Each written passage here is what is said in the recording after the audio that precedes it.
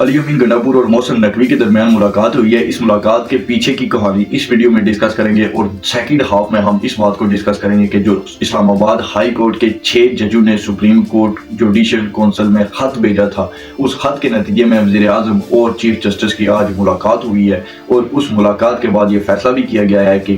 ایک رکنی عدالتی کمیشن بنایا جائے گا ان معاملات کے اوپر۔ ان تمام تر تفصیلات پر بات کرنے سے پہلے آپ سے درخواست رہے گی کہ ویڈیو کو لائک کمنٹ شیئر ضرور کیجیے گا اور چینل کو سبسکرائب کرنا مت بھولیے گا۔ پی ٹی آئی کا عمران خان صاحب کا اور ان کے تمام سینئر لیڈرز کا، ان کے تمام سینئر رہنماؤں کا یہ دعویٰ تھا کہ جو 2024 کے الیکشن ہوئے ان میں دھاندلی کی گئی ہے، جس دھاندلی کے نتیجے میں عمران خان صاحب کو ہرایا گیا ہے، اور یہ دھاندلی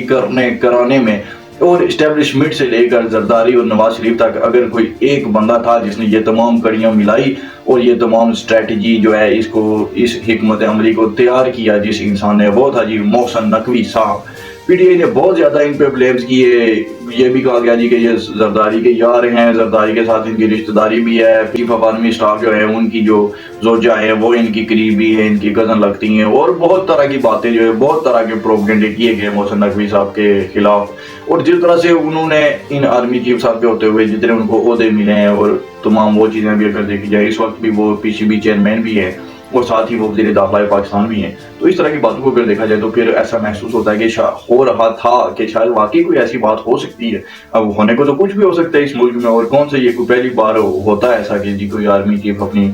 رشتہ داروں کو نوازتا ہے یا اپنے پسندیدہ لوگوں کو نوازتا ہے اقتدار میں ہوتے ہوئے، کیونکہ پاکستان میں اصلی اقتدار تو آرمی چیف کے پاس ہی ہوتا ہے۔ تو وہ جتنا انہوں نے بیانیہ بنایا تھا، اور پی ٹی آئی کو یہ تو میں ہمیشہ سے اطلاع دیتا ہوں کہ دیکھیں اتنا زبردست قسم کا ان کا پروپیگنڈا ہوتا ہے کہ ان کے ناظرین بھی اس کو ماننے پہ تیار ہو جاتے ہیں، جانے انجانے میں ان کے بیانیوں کو بائی کر لیتے ہیں، انہیں سمجھ تک نہیں آ رہی ہوتی کہ وہ انہی کی پالیسیوں پہ چل رہے ہیں۔ تو وہ بات ہے جی کہ انہوں نے اتنا زبردست پروپیگنڈا بنا ہوا تھا، اور جس طرح سے میں نے آپ کو بتایا کہ واقعتاً ایسی امیج لگتی بھی تھی، لیکن اس غبارے سے انہوں نے خود ہی اب ہوا نکال دی ہے، کیونکہ انہوں نے بلیم بہت زیادہ کیا تھا، اس وجہ سے اب کے پی کے گورنمنٹ کو فنڈز نہیں دے رہی حکومت، تو وہ بیچارے کبھی شہباز شریف صاحب کے پاؤں میں جا کر پڑے ہوتے علی امین گنڈاپور صاحب، اور اب جو ہے وہ ان کو شاید کہیں سے یہ بتایا گیا ہے جی کہ کیونکہ وہ فلاں بندے کو جناب آپ نے بڑا لتاڑا ہوا ہے، تو ذرا جائیے ان سے بات کیجیے، وہ آپ کی سفارش کریں، تو پھر ہو سکتا ہے میں بھی آپ کو مل جائیں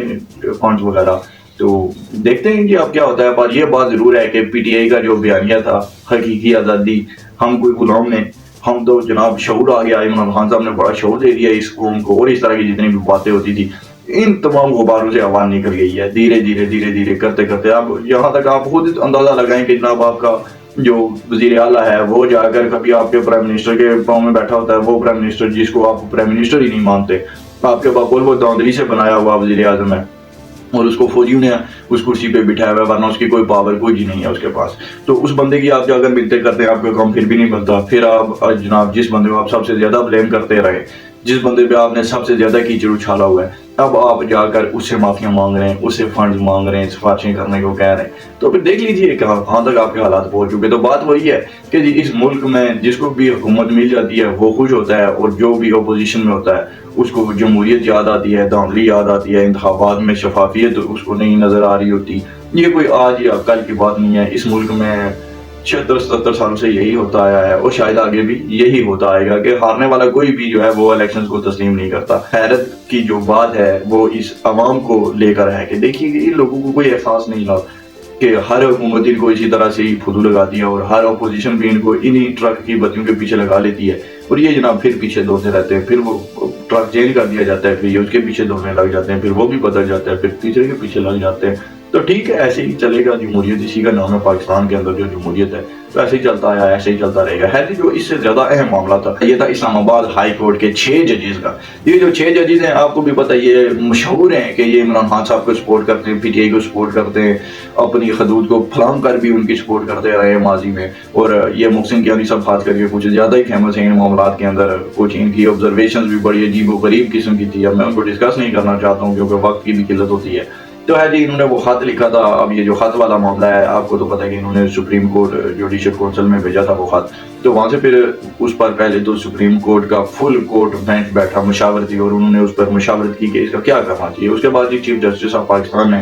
وزیر اعظم پاکستان سے ملنے کی خواہش کا اظہار کیا۔ آج ان دونوں کے درمیان ملاقات ہوئی، ساتھ کچھ اور بھی شخصیات موجود تھی جیسے کہ اٹارنی جنرل اور وزیر قانون اعظم نذیر تارڑ صاحب۔ جسٹس منصور علی شاہ صاحب بھی وہاں پر موجود تھے جو کہ سینئر ترین جج یہاں آنے والے چیف جسٹس ہیں وہ. تو یہ تمام لوگ بیٹھے ہوئے تھے, انہوں نے سوچ پرچار کی ہے جی. اس کے بعد پھر یہ جو اعلامیہ جاری ہوا ہے قسم سے میٹنگ کا جو نتیجہ جس نتیجے پر یہ لوگ پہنچے وہ یہ ہے جی کہ ایک رکنی بینچ بنایا جائے گا. وہ ریٹائرڈ چیف جسٹس بھی ہو سکتے ہیں اور کچھ اور ججز کے بھی نام جو ہیں وہ زیر غور ہیں کہ ان میں سے کوئی بھی ہو سکتا ہے, اور ایک رکنی بینچ بنے گا. اس سے پہلے ایک حکومت مشاورتی اجلاس بلائے گی, وہاں پر بھی یہ ڈسکس کیا جائے گا اور شاید وہیں پر فیصلہ کیا جائے گا کہ کون سے جج صاحب ہونے چاہیے کہ جو ان چیزوں کی تحقیقات کرے جی کہ کیا باقاعدہ ایجنسیوں کی کوئی اتنی مداخلت خیالات کے اندر کے ججز کے لیے اپنا کام جاری رکھنا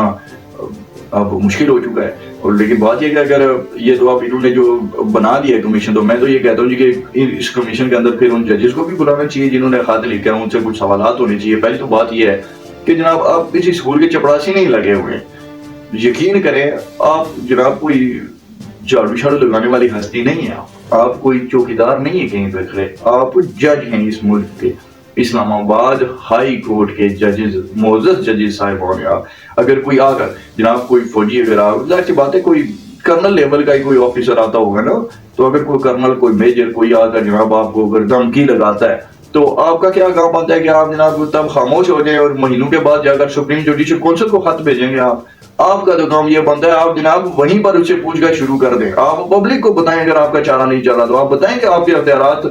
کو جناب آپ سے چھین لیا گیا ہے, آپ کی کوئی پوری نہیں پڑ رہی ہے, آپ کے کاموں میں جناب مداخلت ہو رہی ہے, تو پھر تو بات بنے. لیکن یہ جج صاحبان یہ مجھے تو سمجھ نہیں آتی یہ پہلے کون تھے. نواز شریف صاحب کے کیسز کے وقت یہ ججز مجھے نہیں دکھے کہ کسی نے جناب کو اعتراض کیا ہو.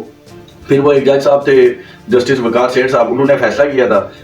مشرف صاحب کو پھانسی دینے کا, تو اس پر پھر ان ججز نے کتنا کوئی ان کا ساتھ دیا, یا پھر جب سپریم کورٹ سے اس کے خلاف فیصلہ آ گیا تھا تو وہ بھی ان کے بندہ تھا. وہ جناب اب کیا کہوں میں, وہ جسٹس صاحب عدالت کو چھوڑ کر چلیں گے, لیکن وہ اپنے نام کے ساتھ ریٹائرڈ بھی نہیں لکھ سکتے, ریٹائرڈ جسٹس نہیں لکھ سکتے وہ صاحب اب اپنے نام کے ساتھ. تو چلیں جو لوگ گراؤنڈ سے آؤٹ ہو گیا میں ان کا نام نہیں لیتا جی. ہے بات یہ ہے کہ ان ججز کا جو بھی یہ اندر کا مفتی جاگا ہے یہ صرف جناب تب جاگتا ہے جب عمران خان صاحب کے خلاف ان کو کام کرنے کے لیے کہا جاتا ہے. باقی جس سے جو مرضی کروا لو آپ, ان کو کوئی پرواہ نہیں ہے. جناب وہ ساکم نثار صاحب کی ایک ویڈیو کلپ بڑا وائرل ہوا تھا جس میں وہ یہ کہہ رہے تھے جی کہ وہ 2-4 کو تو میں ایسی ادھر ادھر کر کے تو نااہل کر دوں گا. تو یہ تو وہ ججز صاحبان نے اس پر کتنا جناب آپ نے خط لکھے ہیں احتجاجی اور کتنا اس پہ آپ نے احتجاج کیا ہے, مجھے تو آج تک دیکھنے کو نہیں ملا. تو بات ہوا ہے جی پاکستان کا ہر ادارہ تقسیم ہے جو سچی بات ہے. فوج کے اندر بھی 2 گروپ پائے جاتے ہیں, ایک عمران خان کی سپورٹ میں ابھی بھی لوگ ہیں اور دوسرے 2 بڑے کھلے ہیں جو پی ڈی ایم کی سپورٹ میں ہیں. عدالتوں میں بھی 2 گروپ بنے ہوئے ہیں, وہ اسی طرح سے وہ اپنی اپنی مرضی کی سیاسی جماعتوں کو سپورٹ کر رہے ہوتے ہیں. ہر کوئی اپنی مرضی کا نظام لانا چاہتا ہے اس ملک میں, اور اگر ایسے حالات چلتے رہے تو یقین کریں کہ ہمارے حالات بہتر نہیں ہو سکتے. عام آدمی کے لیے کوئی بہتری نظر نہیں آ رہی موجودہ معاشی حالات اور سیاسی حالات کو مد نظر رکھتے ہوئے. تو دعا کرنی چاہیے ان ججز کو کوئی ہوش آئے جناب, یہ اس تقسیم کو ختم کریں اور سپریم کورٹ کو اور ہائی کورٹس کو, ہمارے تمام اداروں کو, ہماری حکومت کو, ہماری اپوزیشن کو, ان تمام لوگوں کو چاہیے کہ رل مل کر جناب آپ آگے چلیں. ملک کے حالات کو دیکھیے, معیشت کو دیکھیے, ہمارے آگے پیچھے ممالک کو دیکھیے, ان کے ساتھ ہمارے تعلقات کو دیکھیے, اور اب رحم کیجیے خود پر بھی اور اس 24 کروڑ عوام پر بھی. ان کی غلطی یہی ہے کہ یہ جناب اس ملک میں پیدا ہو گئے اور ان پر آپ جیسے حاکم مسلط کر دیے گئے جس کی سزا یہ صدیوں سالوں سے بھگتتے آئے ہیں. تو اب آپ کو ہی چاہیے کہ آپ بھی اپنا آپ چینج کر دیں, کیونکہ انہوں نے کچھ نہیں کرنا. ایک ہوتا ہے کہ عوام خود سے کچھ بدلاؤ لے آتی ہے, تو ہماری عوام نے وہ کچھ بھی نہیں کرنا. انہوں نے ایک رونگ نمبر چھوڑ کے تو دوسرے رونگ نمبر کو پکڑ لینا, یہی ہوتا ہے, یہی ہوتا رہے گا اس ملک میں. تو یہی ہے جی کہ اب یا تو پھر یہ ہے کہ کوئی اللہ ہی کوئی رحم کرے, تو پھر ایسا ہے کہ جناب یہاں پہ کوئی اور لوگ آ کر بس جائیں اس خطے میں, تو وہ ہو سکتا ہے کوئی اچھا کچھ کر دیں اس ملک کو. تو ورنہ میری عوام, ہماری عوام سے تو میں بالکل مایوس ہو چکا ہوں جی. تو ان سے کچھ بھی نہیں ہونے والا ہے جب تک یہ اپنا حقیقی شعور حاصل نہیں کرتے. اور حقیقی شعور یہی ہے کہ آپ اپنی جماعت, اپنے قائد سے سوالات کیجئے, اس کے جو بھی فیصلے ہیں ان پر آپ نکتہ چینی کریں, سوال اٹھائیں, اور آپ دیکھیں کہ آپ کو اس کے بعد کیا جواب ملتے ہیں. ان کے اندر خامیاں ڈھونڈیں جن کو آپ سپورٹ کرتے ہیں, جن کو آپ پہلے سے ہی نفرت کرتے ہیں, جن کے ساتھ آپ کا لینا دینا نہیں ہے, ان پہ آپ تنقید کریں یا نہ کریں, اس سے کوئی فرق نہیں پڑتا. فرق اس چیز سے پڑتا ہے کہ جو آپ کا لیڈر ہے آپ اس کی خامیاں تلاش کریں اور اسے کہیں کہ وہ اپنی خامیوں کو درست کرے. اسی صورت بدلاؤ آئے گا.